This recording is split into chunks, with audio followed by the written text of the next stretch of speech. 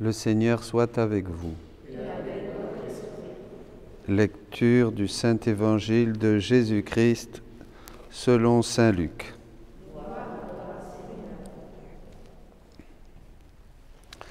En ce temps-là, Jésus expulsait un démon qui rendait un homme muet. Lorsque le démon fut sorti, le muet se mit à parler, et les foules furent dans l'admiration. Mais certains d'entre eux dirent : c'est par Belzéboul, le chef des démons, qu'il expulse les démons. D'autres, pour le mettre à l'épreuve, cherchaient à obtenir un signe de lui venant du ciel. Jésus, connaissant leurs pensées, leur dit : tout royaume divisé contre lui-même devient désert.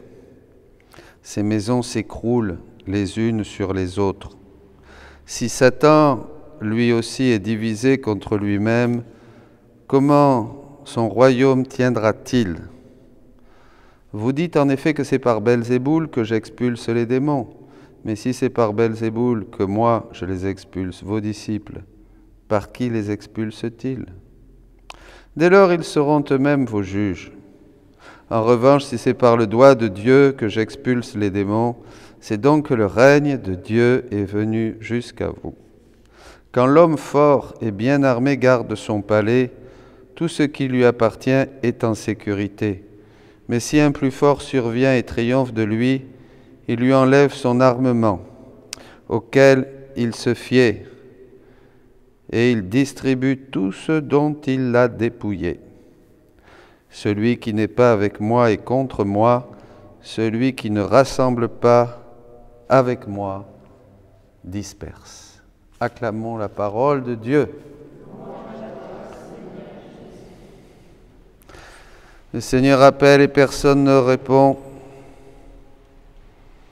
Il dit des paroles et ils ne t'écouteront pas. Voilà bien la nation qui n'écoute pas la voix du Seigneur, son Dieu, et n'a pas accepté la leçon. La vérité s'est perdue, elle a disparu de leur bouche. C'est la situation de notre monde d'aujourd'hui. Chacun voit midi à sa porte et on veut le bon Dieu dans la mesure où il est formaté avec notre petite pensée, nos petites idées, et en fait on s'érige en juge et on prend la place de Dieu. Mais quand on fait ça, malheureusement, on se casse la pipe. Quand on fait ça, qu'est-ce qui se passe ? Dieu nous laisse. Et on est bouffé par l'angoisse, les problèmes, la charité fraternelle, les relations, la prière. Ah, on se plaint. Ça va plus, ça va plus, ça va plus. Évidemment, ta maison est divisée. C'est plus l'unité qui règne en toi. Donc tu stresses, tu t'agaces, tu t'énerves. Voilà, c'est l'homme d'aujourd'hui. Alors, je me suis bien régalé parce que justement Jésus se cite lui-même. Dans un des passages du livre du ciel, il dit « on dit que ». Il ne dit pas « j'ai dit ». Il dit « on dit que ». Hein? Voilà, on dit que celui qui n'est pas avec moi est contre moi. Alors, comment ça marche tout ça ? On a un beau commentaire de ce texte-là. Et je crois que c'est une catéchèse très importante, comme celle que nous donne, toutes celles que nous donne Jésus. Avant le péché, se dit Louisa, mon premier père Adam possédait tous les liens et toutes les relations de communication avec toute la création. C'était formidable. Car en possédant la suprême volonté tout entière, il était pour lui naturel de ressentir en lui, partout où il agissait, toutes les communications formidables. C'est-à-dire, Adam respirait et sentait la création qui vibrait et qui respirait avec lui. Hein. Adam chantait et il sentait la création. Il ressentait tout puisque toute la création, tout le paradis était à l'intérieur d'Adam. Il était maître de la création. Tout obéissait à Adam. Mais en se retirant de cette volonté si sainte, n'a-t-il pas ressenti d'un seul coup la déchirure faite dans toute la création ? Comme si tout d'un coup, les arbres, les oiseaux, les animaux, le ciel, la terre, tout ce qui existe. Au moment où Adam a péché, on fait « Oh !» Poum ! Et tout s'est déconnecté. C'est important, vous allez voir, parce que c'est ce que nous vivons tous. Tous les liens se sont brisés. Si simplement du fait que me demander si je dois, moi, Louisa, dit-elle, accomplir ou non un acte, et si seulement en hésitant je sens les cieux trembler, le soleil se retirer, toute la création ébranlée est sur le point de me laisser seul, si bien que je tremble moi-même avec eux, effrayé, immédiatement, sans hésiter. Je fais ce que je dois faire comme Adam. Comment Adam a-t-il pu faire cela ? Louisa sent, comme elle est dans la divine volonté, elle sent que si elle fait un pas en dehors de la divine volonté, elle sent que tout le ciel est là. Non, non, non, mais ça c'est pour nous. C'est pour vous. Est-ce que vous tremblez chaque fois que vous faites un petit quelque chose en dehors de Dieu? Est-ce que je tremble chaque fois que moi je fais mon idée de Dominique ou que je fais les choses? Je dois trembler. Il faut que je tremble. Vous voyez? On tremble. On a la crainte de Dieu. Certains, quand on vit une vie d'union avec le Seigneur, on a ce qu'on appelle cette crainte du Seigneur. Oh Seigneur, est-ce que je fais ta volonté? Vous voyez? À notre petite échelle. Mais pensez à Adam, pensez à Louisa. Et alors Jésus se manifeste à Louisa et lui dit « Ma fille, Adam a ressenti cette cruelle déchirure, mais il tomba malgré tout dans le labyrinthe de sa volonté qui ne lui laissa plus de paix, ni à lui, ni à sa postérité. » Mince alors, on a tous hérité de cet état de crainte, de peur. Toute la création se retira de lui d'un seul souffle. Et le bonheur, la paix, la force, on va voir pourquoi, la force, la souveraineté, tout a disparu. Il se trouva seul avec lui-même, pauvre Adam. Combien il lui en a coûté de se retirer de ma volonté. Simplement du fait de se sentir isolé, sans être entouré du cortège de la création tout entière, sa frayeur et son horreur furent si grandes qu'il devint un homme craintif. Voilà, ça c'est nous. La postérité. On vit dans la crainte, dans la peur du microbe, dans la peur de ce qui va se passer, dans la peur de tout ce qui nous entoure, dans la peur de faire ou de ne pas faire, dans la peur que nos jours sont comptés, dans la peur et dans la peur. La peur est notre milieu naturel quand on est sans Dieu. Il avait peur de tout, même de ses propres œuvres, et avec raison, car il est dit « Celui qui n'est pas avec moi est contre moi ». C'est l'évangile d'aujourd'hui. Eh oui, on n'est plus dans l'union.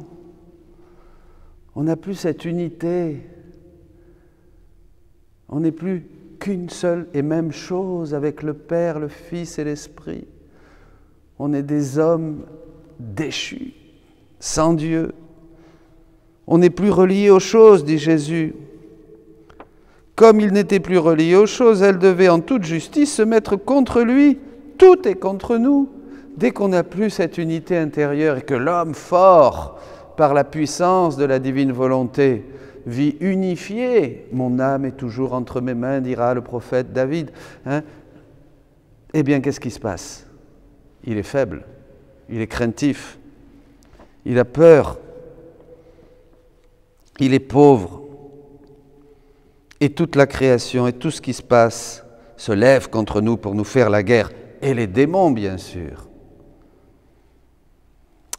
Pauvre Adam, il mérite bien notre compassion. Il n'avait aucun exemple, c'est sûr, de quelqu'un qui était tombé avant lui, c'est le premier qui est tombé, du grand mal qui lui était arrivé, pour qu'il puisse prendre garde à ne pas tomber. Il n'avait aucune idée du mal, ma fille. En fait, le mal, le péché, la chute d'une créature a deux effets. À celle qui est mauvaise et veut tomber, elle sert d'exemple, d'encouragement et d'incitation à tomber dans l'abîme du mal. Pour celle qui est bonne et ne veut pas tomber, elle sert d'antidote, de dissuasif, d'aide et de défense afin de ne pas tomber. Mais oui, ne vous inquiétez pas. Si vous vous voyez moche, fragile, faible, si vous tombez pendant le carême, c'est bon, dans la mesure où nous réagissons. On se dit non, maintenant je vais prendre, comme on dit, le taureau par les cornes. Mais il vaut mieux dire, je vais prendre les deux mains du Père, l'Esprit et Jésus, et avec Maman Marie, et on va aller plus loin. On va être avec Jésus pour garder notre maison, pour ne pas permettre que quelqu'un vienne nous dépouiller. Quand on a la divine volonté, personne ne peut nous dépouiller. Ça, c'était au livre 20, au 10 novembre 1926. Et alors, au livre 31, Jésus continue. « Ah, ma bonne fille, la volonté humaine fait la guerre à Dieu. » En fait, ce royaume divisé, c'est notre volonté qui s'oppose à la volonté de Dieu. C'est notre refus de vivre tout dans la divine volonté. C'est faire nos petits projets, voir midi à sa porte. Et en fait, voilà, ce n'est pas revenir vers cette finalité qui est Dieu et qui nous veut dans ses bras. Les armes qu'elle utilise contre son Créateur la blessent. Quand on ne fait pas la volonté de Dieu, on est blessé, on se blesse, on détruit notre maison. Elle-même et son âme sont déchirées en morceaux devant Dieu. Chaque acte de la volonté humaine la sépare de son Créateur, de sa sainteté, de sa force, de sa puissance, de son amour, de son immutabilité. Sans ma divine volonté, la créature devient semblable à une cité assiégée, dont les ennemis obligent tous les habitants à mourir de faim dans les tourments. Mais avec cette différence, le bourreau qui déchire ses membres est la volonté de l'âme elle-même. Ce ne sont pas des ennemis qui la tourmentent, car elle est devenue son propre ennemi. Je suis mon propre bourreau. Évidemment, le diable a beau jeu, mais c'est moi qui laisse entrer le diable dans la maison et qui fiche tout en l'air. C'est moi.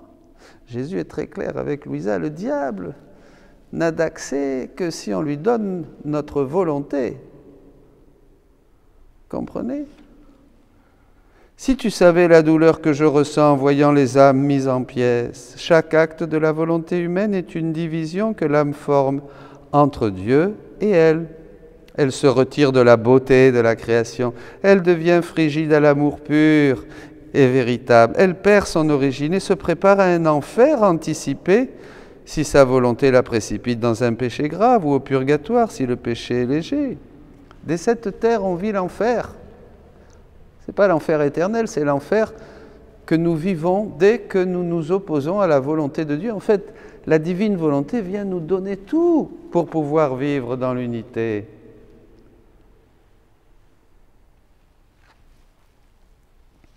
La volonté humaine est comme une gangrène pour le corps. Elle a la vertu de déchirer la chair en morceaux et de déformer la beauté de la créature.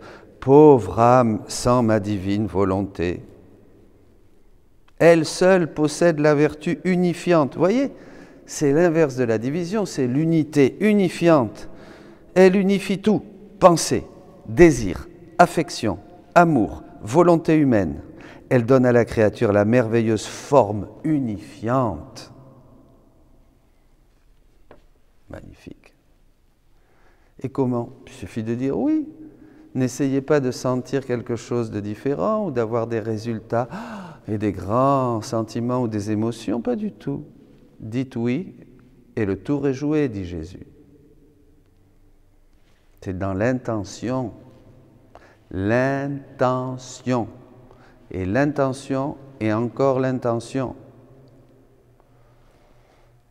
Par contre, sans ma volonté, la pensée veut une chose, la volonté une autre, le désir autre chose, et l'affection une autre chose encore, de telle sorte qu'ils s'engagent dans une bataille et dans la confusion, ils se divisent entre eux.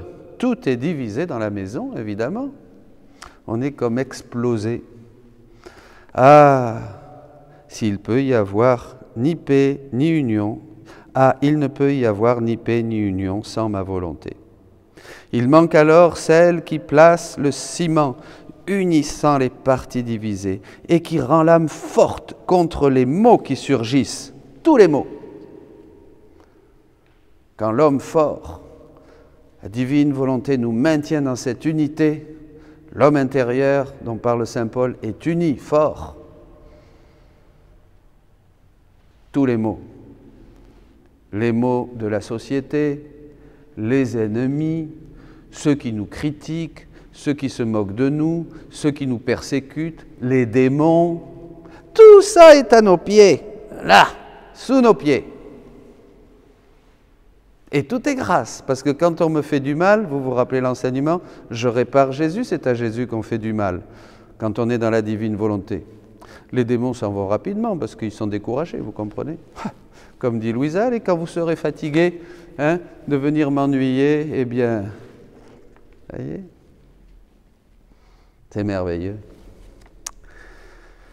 C'est pourquoi ton Jésus ne fait que pleurer la ruine de ces âmes. Elles sont plus renversées que celles de Jérusalem, j'aime bien, qui au lieu de reconnaître son Messie, ne l'ont pas accueilli et lui ont donné la mort. Ma volonté ne sera pas reconnue, elle non plus. Ne vous inquiétez pas. Il va y avoir du combat. Un petit groupe, ça suffit. Quelqu'un me partageait. Les gens ne vont pas reconnaître encore la divine volonté. Dans un demi-siècle, tout le monde, bien sûr. Mais ça va tellement vite que peut-être avant, parce que c'est partout. Un prêtre, hier, Jean-Jacques, mon frère, me disait « Je suis épuisé », il me demande des zooms les uns après les autres. En Martinique, en Guyane, en France, ici, à droite, à gauche. Ce matin encore, quelqu'un m'appelait au téléphone, et un autre prêtre d'une maison de retraite, qui ça fait une semaine, découvre la divine volonté, il m'appelle, il me dit « Mais Père, qu'est-ce que c'est merveilleux, ça change toute ma vie !» Continuez, vous qui êtes ici.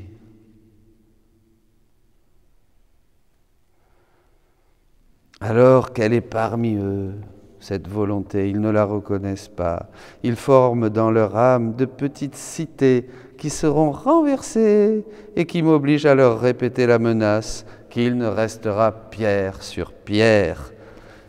Tous ceux qui ne vivent pas ou qui ne cherchent pas et n'accueillent pas ce que Dieu dit aujourd'hui, si vous écoutez ma voix, et qui n'accueillent pas la divine volonté, seront complètement explosés, dissous, disparaîtront. Puisqu'il n'y a d'autre aliment que la volonté de Dieu. Jésus le disait, je n'ai d'autre nourriture que de faire la volonté de Dieu. Donc vous inquiétez pas, ils seront détruits comme le temple de Jérusalem, il n'y aura rien. Ils seront balayés comme la balle, au souffle du vent. Il ne restera plus pour former cette église, triomphe du cœur immaculé de notre maman céleste, que les âmes qui vivent dans la divine volonté, bien sûr, puisqu'il n'y a pas d'autre chose. Le ciel, c'est la divine volonté. Ça, on ne la fait pas au ciel, on la possède, dit Jésus. C'est pas faire, c'est posséder. Il n'y a que ça. Donc pourquoi pas commencer ici-bas? Ça ne t'intéresse pas, Louisa, dit Jésus, de déjà vivre ici-bas la vie du ciel? Ah, vous croyez que c'est pour Louisa, ça? Mais c'est pas pour Louisa, c'est pour toi, c'est pour moi. Ça serait le comble. Alors moi, je m'en fiche de lire des choses qui sont des promesses pour les autres. Moi, je veux la promesse est pour moi, comme dit le livre des Actes, la promesse est pour vous et pour vos familles.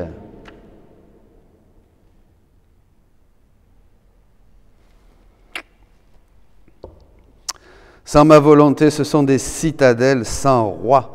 Par conséquent, elles n'ont personne pour les protéger et les défendre. Ouh, ça fait peur, ça. On est tout nus dehors, sous l'intempérie, la chaleur, le froid, la faim, la soif, la maladie, les virus, tout ce que vous voulez là. Personne pour leur administrer la nourriture nécessaire, pour faire le bien. Personne, personne, c'est écrit. Et les empêcher de s'empêtrer dans le mal. On va de mal en pis. Et je pleure sur leur sort, et je prie qu'ils reconnaissent ma volonté, qu'ils l'aiment et lui permettent de régner. Et toi, prie avec moi. Et c'est clair. La rédemption dont on parlait hier nous a préparés. Et maintenant, Jésus dit, je vous ai tout donné, servez-vous. Faisons cette belle prière que j'ai trouvée dans l'hymne aux Laudes ce matin, dans le bréviaire. Ne glissez plus sur vos pentes à l'inconnu, car ici, un autre âge. Retournez-vous, apprenez Dieu. Il a promis son règne à ceux qui emprunteront ses passages. Bonne journée.